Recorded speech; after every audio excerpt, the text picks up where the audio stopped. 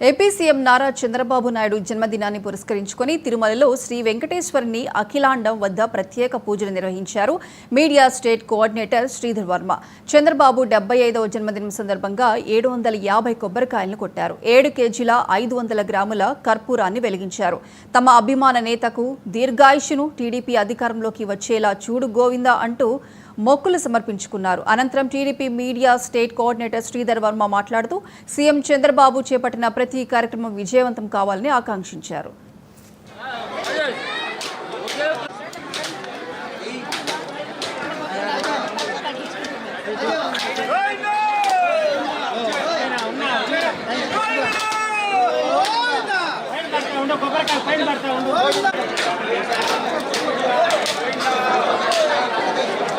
మన రాష్ట్ర ముఖ్యమంత్రి ప్రజా ఆపద్బాంధవుడు అయినటువంటి నారా చంద్రబాబు నాయుడు గారికి 74 సంవత్సరాలు సుదీర్ఘ పరిపాలించి 75వ సంవత్సరంగా అడుగుపెడుతున్న సందర్భంగా ఈరోజు మేము ఆ కలియుగ వెంకటేశ్వర స్వామికి 750 కొబ్బరికాయలు కొట్టి 7.5 కేజీ కర్పూరం వెలిగించి భక్తిని చాటుకోవడం జరిగింది. ఎందుకంటే ఆయన జన్మ ఏదైనా, రూపం ఏదైనా మానవుల కోసమే, రాష్ట్రం కోసమే, దేశం కోసమే జీవిస్తున్నాడు. కాబట్టి ఆ కలియుగ వెంకటేశ్వర స్వామి ఆయనకి మంచి ఆరోగ్యం ప్రసాదించి ఆయన చేస్తున్న కార్యక్రమాలన్నీ కూడా సక్సెస్ పదంలో నడిపించాలని, ఆయనకి మంచి ఆశీస్సులు కల్పించాలనేసి మేము అందరం కూడా కోరుకుంటూ ప్రార్థిస్తున్నాం.